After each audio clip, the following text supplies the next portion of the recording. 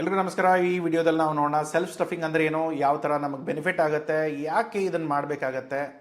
ಇವಾಗ factory stuffing ಬಗ್ಗೆ ಜನಕ್ಕೆ ಗೊತ್ತಿರ್ಬೋದು, ಗೊತ್ತಿಲ್ಲದೆ ಇರ್ಬೋದು. ನಿಮ್ಗೆ ಯಾವ ಥರ ನಾಲೆಜ್ ಇದೆ ನನಗೆ ಐಡಿಯಾ ಇಲ್ಲ, ಬಟ್ ಸ್ಟಿಲ್ ಒಂದು ಡೀಟೇಲಿಂಗ್ ನಾನು ಹೇಳ್ತೇನೆ. ಇವಾಗ ನನಗೆ ಎಕ್ಸ್ಪೋರ್ಟ್ ಮಾಡೋದಿದೆ. ನಾನು ಎಕ್ಸ್ಪೋರ್ಟ್ ಮಾಡಬೇಕಂದ್ರೆ ನಾನೇನು ಬ್ಯಾಗಲ್ಲಿ ಹಾಕ್ಬಿಟ್ಟು ಕಳಿಸಲ್ಲ, ನಾನು ಕಂಟೈನರಲ್ಲಿ ಹಾಕಬೇಕು. ಅದು ಎಲ್ ಸಿ ಎಲ್ ಇದ್ದರೆ ಒಂದು ಕಂಟೈನರ್ ಇರುತ್ತೆ, ಅದರಲ್ಲಿ ಎಲ್ಲ ಥರದ ಪ್ರಾಡಕ್ಟ್ಸ್ಗಳು ಫಿಲ್ ಆಗುತ್ತೆ, ಅದು ಹೋಗುತ್ತೆ. ಇಲ್ಲದೆ ಹೋದರೆ ಫುಲ್ ಕಂಟೈನರ್ ಲೋಡ್ ಇರುತ್ತೆ. ಫುಲ್ ಕಂಟೈನರ್ ಲೋಡ್ಗೆ ನಾನೇನು ಮಾಡಬೇಕಾಗುತ್ತೆ, ಮೆಟೀರಿಯಲ್ಗಳನ್ನ ನನ್ನ ಫ್ರೈಟ್ ಫಾರ್ವರ್ಡರ್ ಹತ್ರ ಕಳಿಸ್ಬೇಕು. ಅಲ್ಲಿ ಹೋದ್ಮೇಲೆ ಮೆಟೀರಿಯಲ್ಗಳು ಟ್ರಕ್ಕಿಂದ ಅನ್ಲೋಡ್ ಆಗುತ್ತೆ, ಮತ್ತೆ ಕಂಟೈನರಿಗೆ ಲೋಡ್ ಆಗುತ್ತೆ. ಇವಾಗ ಸೆಲ್ಫ್ ಸ್ಟಫಿಂಗಲ್ಲಿ ಏನಾಗುತ್ತೆ ಅಥವಾ ಫ್ಯಾಕ್ಟ್ರಿ ಸ್ಟಫಿಂಗಲ್ಲಿ ಏನಾಗುತ್ತೆ, ಕಂಟೈನರ್ ನಿಮ್ಮ ಜಾಗಕ್ಕೆ ಬರುತ್ತೆ. ನಿಮ್ಮ ವೇರ್ ಹೌಸ್ ಇರ್ಬೋದು ಅಥವಾ ನಿಮ್ಮ ಫ್ಯಾಕ್ಟ್ರಿ ಇರ್ಬೋದು, ನಿಮ್ಮ ಫ್ಯಾಕ್ಟ್ರಿಗೆ ಕಂಟೈನರ್ ಬರುತ್ತೆ, ಅಲ್ಲಿ ನೀವೇ ಲೋಡ್ ಮಾಡ್ತೀರಾ. ಫ್ಯಾಕ್ಟ್ರಿ ಸ್ಟಫಿಂಗಲ್ಲೂ ಮತ್ತು ಸೆಲ್ಫ್ ಸ್ಟಫಿಂಗಲ್ಲೂ ಇರೋದು ಒಂದೇ ವ್ಯತ್ಯಾಸ ಏನಂತಂದರೆ, ನಿಮ್ಮ ಕಸ್ಟಮ್ ಆಫೀಸರ್ಸ್ ಏನಿರ್ತಾರೆ ಅವರು ಫ್ಯಾಕ್ಟ್ರಿ ಸ್ಟಫಿಂಗಲ್ಲಿ ಅವೈಲೇಬಲ್ ಇರ್ತಾರೆ, ಸೆಲ್ಫ್ ಸ್ಟಫಿಂಗಲ್ಲಿ ಇರಲ್ಲ. ಅಷ್ಟೇ ಬಿಟ್ಟರೆ ಬೇರೆ ಎಲ್ಲ ಪ್ರೊಸೆಸ್ಗಳು ಸೇಮ್ ಇರುತ್ತೆ. ಸೊ ಏನಾಗುತ್ತೆ, ನಾನು ಕಂಟೈನರ್ನ ತರಿಸ್ಕೊಂಡ್ಬಿಟ್ರೆ ನಾನು ಮೆಟೀರಿಯಲ್ಗಳನ್ನ ಇಲ್ಲೇ ಲೋಡ್ ಮಾಡ್ಬೋದು, ಮತ್ತೆ ತಿರ್ಗಾ ಅಲ್ಲಿ ಮೆಟೀರಿಯಲ್ ಕಳಿಸೋದು, ಅಲ್ಲಿ ಅನ್ಲೋಡ್ ಮಾಡೋದು, ಮತ್ತೆ ತಿರ್ಗಾ ಕಂಟೈನರ್ಗೆ ಲೋಡ್ ಮಾಡೋದು. ಅದರಲ್ಲಿ ನನ್ನ ಪ್ರಾಡಕ್ಟ್ ಡ್ಯಾಮೇಜ್ ಆಗೋ ಚಾನ್ಸಸ್ ಇರುತ್ತೆ. ಈಗ ಡ್ಯಾಮೇಜ್ ಆಯಿತು ಅಂದರೆ ಮತ್ತೆ ತಿರ್ಗಾ ಅದನ್ನು ಅರೇಂಜ್ ಬೇರೆ ಮಾಡಬೇಕು ಅಥವಾ ರೀಪ್ಯಾಕಿಂಗ್ ಮಾಡಬೇಕು. ಇದೆಲ್ಲ ತೊಂದರೆಗಳನ್ನ ಅವಾಯ್ಡ್ ಮಾಡೋಕ್ಕೆ ನೀವೇನು ಮಾಡ್ಬೋದು, ಕಂಟೈನರ್ಗಳನ್ನ ನಿಮ್ಮ ಫ್ಯಾಕ್ಟ್ರಿಗೇ ತರಿಸ್ಕೊಳ್ಬೋದು ಅಥವಾ ನಿಮ್ಮ ವೇರ್ಹೌಸ್ಗೇ ತರಿಸ್ಕೊಳ್ಬೋದು. ಅವಾಗೇನಾಗುತ್ತೆ, ನಿಮಗೆ ದುಡ್ಡು ಉಳಿಯುತ್ತೆ. ಯಾಕಂದರೆ ಅಲ್ಲಿ ಹ್ಯಾಂಡ್ಲಿಂಗ್ ಚಾರ್ಜಸ್ ಉಳಿಯುತ್ತೆ. ಇಲ್ಲಿ ನಾನು ಎರಡೇ ಟ್ರಕ್ಕು, ಇವಾಗ 140 ಫೀಟ್ ಕಂಟೈನರ್ ಇದೆ, ಇಷ್ಟು ಮೆಟೀರಿಯಲ್ ಇದೆ, ಅದು ಒಂದೇ ಟ್ರಕ್ಕಲ್ಲಿ ಬರದೇ ಹೋದರೆ ನಾನು 2 ಟ್ರಕ್ ತೊಗೋಬೇಕಾಗತ್ತೆ. 2 ಟ್ರಕ್ಕಲ್ಲಿ ಬೇರೆ ಬೇರೆ ಮೆಟೀರಿಯಲ್ಗಳನ್ನ ಹಾಕ್ಕೊಂಡು ಕಳಿಸಿ ಅದನ್ನೆಲ್ಲ ಮ್ಯಾನೇಜ್ ಮಾಡಿಕೊಂಡು ಅದೆಲ್ಲ ತಲೆನೋವು. ಅದರ ಬದಲು ನಾನು ಏನು ಮಾಡ್ತೇನೆ, ಕಂಟೈನರೇ ನನ್ನ ಜಾಗಕ್ಕೆ ತರಿಸ್ಕೊಳ್ತಾನೆ, ಎಲ್ಲ ಮೆಟೀರಿಯಲ್ಗಳನ್ನ ಲೋಡ್ ಮಾಡ್ತಾನೆ, ಕಳಿಸ್ಕೊಡ್ತಾನೆ. ಸೊ ಇಷ್ಟನ್ನು ಸಿಂಪಲ್ಲಾಗಿ ಮಾಡಬೇಕಂದ್ರೆ ಅದಕ್ಕೆ ನಾವು ಸೆಲ್ಫ್ ಸ್ಟಫಿಂಗ್ ಅಂತ ಹೇಳ್ತೇವೆ. ಸೊ ಸೆಲ್ಫ್ ಸ್ಟಫಿಂಗ್ ಬಗ್ಗೆ ನೋಡೋಣ. ಸೆಲ್ಫ್ ಸ್ಟಫಿಂಗ್ ಹೇಗೆ ಕೆಲಸ ಮಾಡುತ್ತೆ ಅಂತ ಹೇಳ್ತಾನೆ. ಸೊ ಇವಾಗ ಕಂಟೈನರ್ ಬುಕ್ ಮಾಡ್ತೀರಾ, ಒಬ್ಬ ಫ್ರೈಟ್ ಫಾರ್ವರ್ಡರ್ ಇರ್ತಾರೆ, ಅವ್ರಿಗೆ ಹೇಳ್ತೀರಾ, ಸರ್ ನನಗೊಂದು ಎಂಟಿ ಕಂಟೈನರ್ ಕಳಿಸ್ಕೊಡಿ, ನನ್ನ ಲೊಕೇಶನ್ ಇದಿದೆ, ಅದನ್ನು ನೀವು ಕಳಿಸ್ಕೊಡಿ ಅಂದರೆ ಅವರೊಂದು ಎಂಟಿ ಕಂಟೈನರ್ನ ಒಂದು ಶಿಪ್ಪಿಂಗ್ ಲೈನ್ ಜೊತೆ ಮಾತಾಡಿಕೊಂಡು ನಿಮ್ಗೆ ಕಳಿಸ್ಕೊಡ್ತಾರೆ. ಆ ಎಂಟಿ ಕಂಟೈನರ್ ನಿಮ್ಮ ಲೊಕೇಶನ್ಗೆ ಬರುತ್ತೆ, ಅಲ್ಲಿ ನೀವು ಆ ಮೆಟೀರಿಯಲ್ಗಳನ್ನ ಕರೆಕ್ಟಾಗಿ ಲೋಡ್ ಮಾಡ್ತೀರಾ. ಆಲ್ರೆಡಿ ನಾನು ಒಂದು ವೀಡಿಯೋದಲ್ಲಿ ಹೇಳಿದ್ದೇನೆ ಯಾವ ಥರ ಕಂಟೈನರ್ಗಳನ್ನ ಲೋಡ್ಗಳನ್ನ ಆಪ್ಟಮೈಸ್ ಮಾಡಬೇಕಂತ. ಈಗ ನೀವೇ ಲೋಡ್ ಮಾಡ್ತಾ ಇದ್ದಾಗ ಇವಾಗ ಏನಾಗುತ್ತೆ, ನಾನು CFS ಕಳಿಸ್ತೇನೆ ಅಥವಾ ಫ್ರೈಟ್ ಫಾರ್ವರ್ಡರಿಗೆ ಕಳಿಸ್ತೇನೆ ಮೆಟೀರಿಯಲ್ನ. ಸೊ ಅಲ್ಲಿ ಹೋದಾಗ ನನ್ನ ಮೆಟೀರಿಯಲ್ಗಳನ್ನ ಹೇಗಾದರೂ ಲೋಡ್ ಮಾಡ್ಬೋದು. ನಾನೇನು ಅಂದ್ಕೊಳ್ತೇನೆ, ದೊಡ್ಡ ಬ್ಯಾಗ್ಗಳನ್ನ ಕೆಳಗಿಡ್ತಾರೆ, ಚಿಕ್ಕ ಬ್ಯಾಗ್ಗಳನ್ನ ಮೇಲಿಡ್ತಾರೆ, ಪ್ರಾಪರ್ಲಿ ಪ್ಯಾಕ್ ಆಗುತ್ತೆ. ಇಲ್ಲ, ಅವ್ರೇನು ಮಾಡ್ತಾರೆ, ಚಿಕ್ಕ ಬ್ಯಾಗ್ಗಳನ್ನ ಕೆಳಗಿಡ್ತಾರೆ, ದೊಡ್ಡ ಬ್ಯಾಗ್ಗಳನ್ನ ಮೇಲಿಡ್ತಾರೆ, ಏನೋ ಗಲಾಟೆ ಮಾಡಿಕೊಂಡು ಲಾಸ್ಟಿಗೆ ಒಂದು 35 ಬ್ಯಾಗ್ಗಳನ್ನ ಹೊರಗಡೆ ಇಟ್ಬಿಟ್ಟು, ಸರ್ ಇದು ಕಂಟೈನರ್ ಲೋಡ್ ಆಗ್ತಾ ಇಲ್ಲ, ನೀವು ನೋಡ್ಕೊಳ್ಳಿ ಅಂತ ಹೇಳ್ತಾರೆ. ನಾರ್ಮಲಿ ಪ್ರೊಫೆಷನಲ್ಸ್ ಇರ್ತಾರೆ, ಬಟ್ ಸ್ಟಿಲ್ ಏನೋ ಒಂದು ಗಲಾಟೆ ಆಯಿತು ಅಂದರೆ ಲಾಸ್ ಯಾರ್ದು, ನಿಮ್ಮದು. ಸೊ ಅದಕ್ಕೆ ನೀವೇನು ಮಾಡ್ಬೋದು, ಕಂಟೈನರ್ನ ನಿಮ್ಮ ಹತ್ರ ತರಿಸ್ಕೊಂಡ್ಬಿಟ್ರೆ ನೀವೇ ನಿಮ್ಮ ಕಣ್ಣು ಮುಂದೆ ಲೋಡ್ ಆಗುತ್ತಾನೆ. ಸೊ ಆವಾಗ ನಮಗೇನಾಗುತ್ತೆ, ಈ ಥರದ ಸಿಲ್ಲಿ ಮಿಸ್ಟೇಕ್ಗಳು, ಓವರ್ಲೋಡಿಂಗು, ಕಡಿಮೆ ಲೋಡಿಂಗು, ಅದೆಲ್ಲ ತಲೆನೋವು ಇರಲ್ಲ. ನಾವು ಆಲ್ರೆಡಿ ಕಂಟೈನರ್ ಆಪ್ಟಿಮೈಸ್ ಮಾಡಿದ್ದೇವೆ, ಆ ಹೈಟು ವಿಡ್ತು ಲೆಂತ್ ಕರೆಕ್ಟಾಗಿದೆ, ಕಂಟೈನರ್ದು ನಾವು ಮಾಡಿರೋ ಕ್ಯಾಲ್ಕುಲೇಷನ್ ಕರೆಕ್ಟಾಗಿದೆ. ತೊಗೊಂಡ್ಬಿಟ್ಟು ಕರೆಕ್ಟಾಗಿ ನೀವು ಯಾವ ಬಾಕ್ಸಸ್ ಬಂದು ಮುಂಚೆ ಹೋಗಬೇಕು, ಯಾವ ಬಾಕ್ಸಸ್ ಆಮೇಲೆ ಹೋಗಬೇಕು, ಎಲ್ಲವೂ ನೋಡಿಕೊಂಡು ಕರೆಕ್ಟಾಗಿ ಕಂಟೈನರ್ ಲೋಡ್ ಮಾಡಿ ಪ್ಯಾಕ್ ಮಾಡಿ ಒಂದು ಟೆಂಪ್ರರಿ ಲಾಕ್ ಹಾಕ್ಬಿಟ್ಟು CFS ಹತ್ರ ಕಳಿಸ್ತೀರ.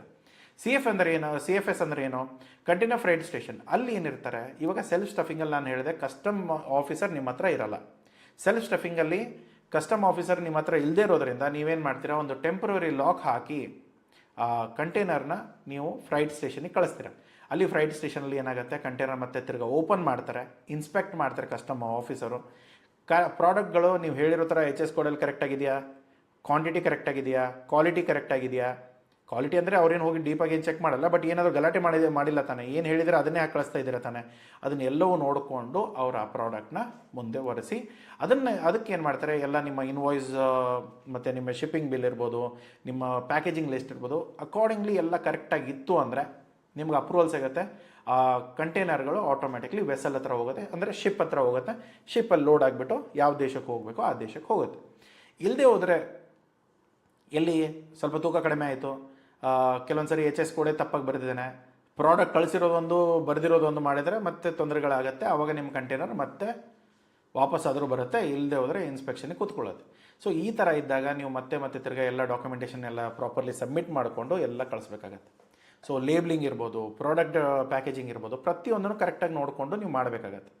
ಸೊ ಇಲ್ಲಿ ನಮ್ಮ ಮೇನ್ ಇಂಪಾರ್ಟೆಂಟ್ ಪಾಯಿಂಟ್ಸ್ ಏನು, ನಿಮ್ಮ ಹತ್ರ ಕಸ್ಟಮ್ ಆಫೀಸರ್ ಬರಲ್ಲ, ನೀವು ಏನೇ ಇದ್ರೂ ಪ್ರಾಡಕ್ಟ್ನ ಲೋಡ್ ಮಾಡ್ತೀರಾ, ಕಂಟೈನರಲ್ಲಿ ಕಳಿಸ್ತೀರಾ, ಅಲ್ಲಿ ಕಸ್ಟಮ್ ಆಫೀಸರು ಮತ್ತೆ ತಿರ್ಗಾ ಕಂಟೈನರ್ ಓಪನ್ ಮಾಡಿ ಚೆಕ್ ಮಾಡ್ತಾನೆ.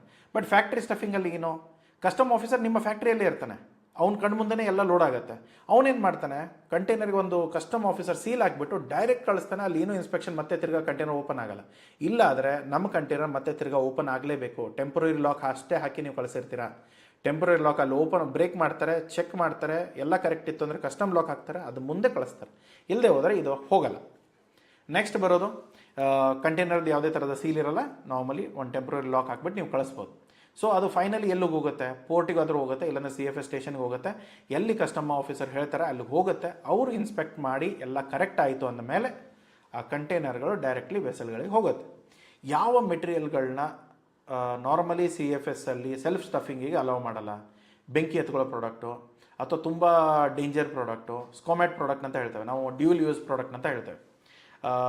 ಆ ಪ್ರಾಡಕ್ಟಿಂದ ನಾನು ಮೆಡಿಸಿನು ಮಾಡ್ಬೋದು, ವಿಷಾನು ಮಾಡ್ಬೋದು. ಸೊ ಆ ಥರ ಪ್ರಾಡಕ್ಟ್ಗಳು ಇಲ್ಲದೆ ಹೋದರೆ ಈ ಗೌರ್ಮೆಂಟ್ ಏಜೆನ್ಸಿಗೆಲ್ಲ ಸಪ್ಲೈ ಮಾಡ್ತಾರೆ ವೆಪನ್ಸ್ಗಳನ್ನ.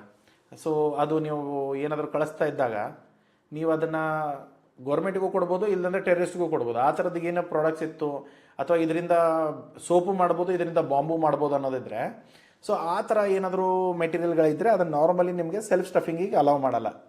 ಒಂದು ವೇಳೆ ನಿಮ್ಮ ಪ್ರಾಡಕ್ಟ್ ಹೇಗಾದರೂ ಇಟ್ಬಿಟ್ರೆ ಕಂಟೈನರಲ್ಲಿ ಬೆಂಕಿ ಎತ್ಕೊಳ್ಳುತ್ತೆ ಅಥವಾ ಕಂಟೈನರ್ ಬರ್ಸ್ಟ್ ಆಗೋ ಚಾನ್ಸಸ್ ಇದೆ ಅಂದರೆ ಅದನ್ನು ಅಲೌ ಮಾಡಲ್ಲ. ಸೊ ಅದಕ್ಕೆ ಅದೆಲ್ಲ ಕಸ್ಟಮ್ ಅವರ ಜವಾಬ್ದಾರಿ ಇರೋದ್ರಿಂದ ಅವ್ರು ಏನು ಮಾಡ್ತಾರೆ, ಕರೆಕ್ಟಾಗಿ ಕಂಟೈನರಲ್ಲಿ ಮೆಟೀರಿಯಲ್ಗಳು ಕರೆಕ್ಟಾಗಿ ಲೋಡ್ ಆಗಬೇಕು, ಅದು ಅವ್ರ ಮುಂದೆನೇ ಆಗಬೇಕು ಅನ್ನೋದು ಒಂದು ಕಂಡೀಷನ್ ಇತ್ತು ಅಂದರೆ ಅವ್ರಾಗೇ ಹೇಳ್ತಾರೆ, ಇಲ್ಲ ನೀವು ಸೆಲ್ಫ್ ಸ್ಟಫಿಂಗ್ ಅಲೌ ಮಾಡಲ್ಲ, ಫ್ಯಾಕ್ಟ್ರಿ ಸ್ಟಫಿಂಗ್ ಅಲೌ ಮಾಡ್ತೇವೆ, ನಮ್ಮ ಕಸ್ಟಮ್ ಆಫೀಸರ್ ಬರ್ತಾರೆ, ಚೆಕ್ ಮಾಡಿ ಅವ್ರ ಮುಂದೆನೇ ನೀವು ಲೋಡ್ ಮಾಡಬೇಕಂತ ಹೇಳ್ತಾರೆ.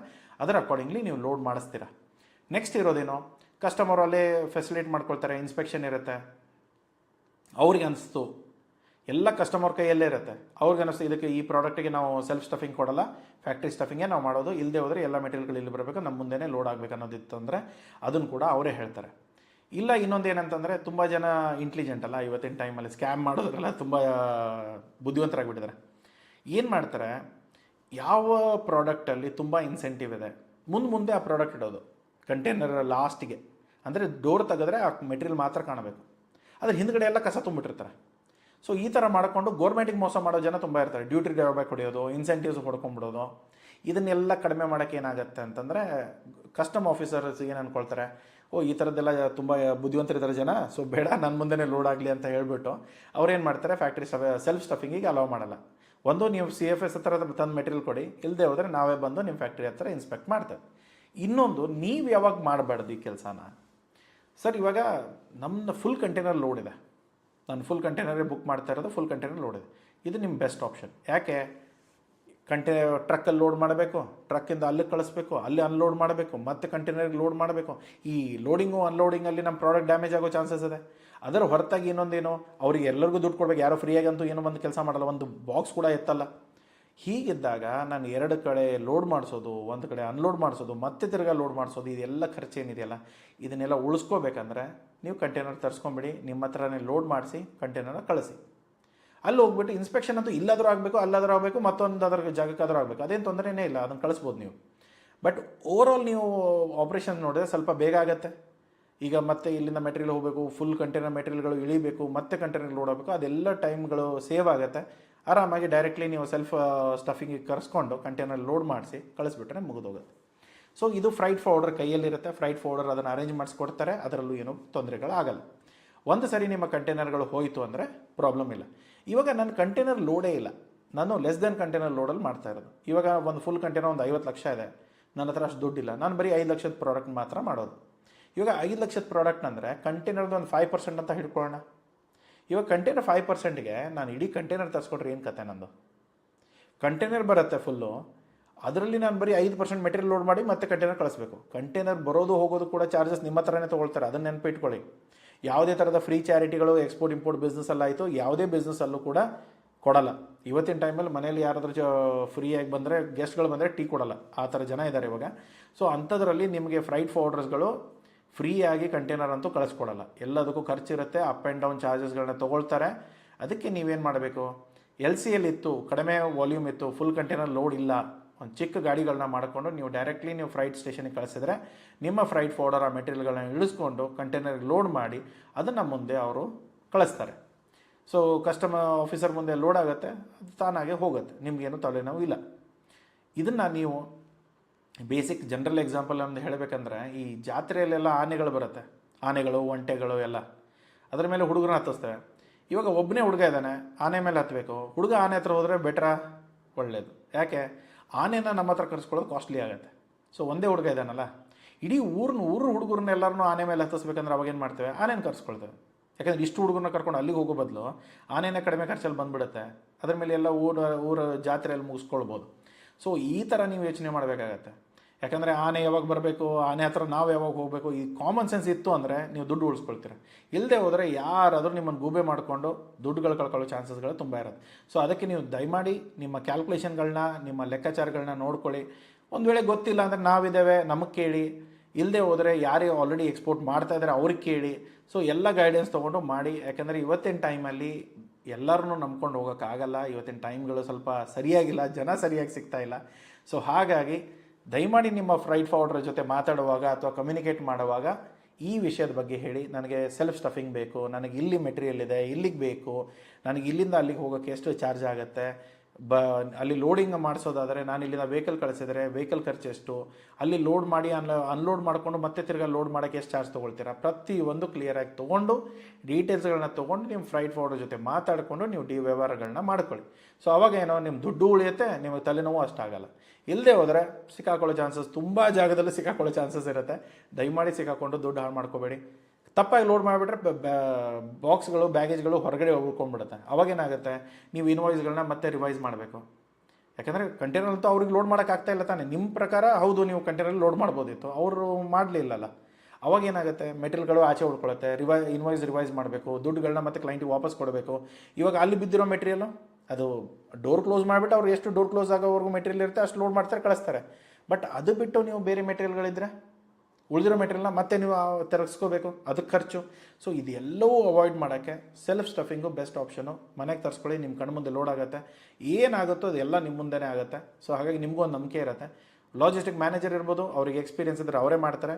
ಇಲ್ಲದೆ ಹೋದರೆ ನಿಮ್ಮ ತಲೆನೋವು ನೀವು ನೋಡಿಕೊಂಡು ಕರೆಕ್ಟಾಗಿ ಮಾಡಿಕೊಂಡ್ರೆ ಸಾಕಾಗುತ್ತೆ. ಸೊ ಎಲ್ಲ ಅರ್ಥ ಆಗಿದೆ ಅಂದ್ಕೊಳ್ತೇನೆ. ಸೆಲ್ಫ್ ಸ್ಟಫಿಂಗ್ ಎಷ್ಟು ಒಳ್ಳೆಯದೋ ಕೆಟ್ಟದ್ದೋ ನೀವೇ ಕಮೆಂಟಲ್ಲಿ ಹೇಳಿ. ಏನಾದರೂ ಡೌಟ್ ಇದ್ದರೆ ದಯಮಾಡಿ ಕಮೆಂಟ್ ಬಾಕ್ಸಲ್ಲಿ ಕೇಳಿ. ಬೇರೆ ಏನೇ ಕ್ಲಾರಿಫಿಕೇಷನ್ ಬೇಕಾದರೂ ಕೂಡ ಕಮೆಂಟ್ ಬಾಕ್ಸ್ ಓಪನ್ ಇದೆ, ಅಲ್ಲಿ ಕೇಳಿ. ಅದರ ಜೊತೆಗೆ ಈ ವಿಡಿಯೋ ಇಷ್ಟ ಆಗಿದ್ದರೆ ದಯಮಾಡಿ ಲೈಕ್ ಮಾಡಿ. ಸಬ್ಸ್ಕ್ರೈಬ್ ಮಾಡದೆ ಮಾತ್ರ ಹೋಗ್ಬಿಡ್ರಿ, ಏನು ದುಡ್ಡೇನು ಖರ್ಚಾಗಲ್ಲ ನಿಮ್ಮದು. ಸಿಗೋಣ ಮುಂದಿನ ವಿಡಿಯೋದಲ್ಲಿ. Thank you so much. Take care, bye.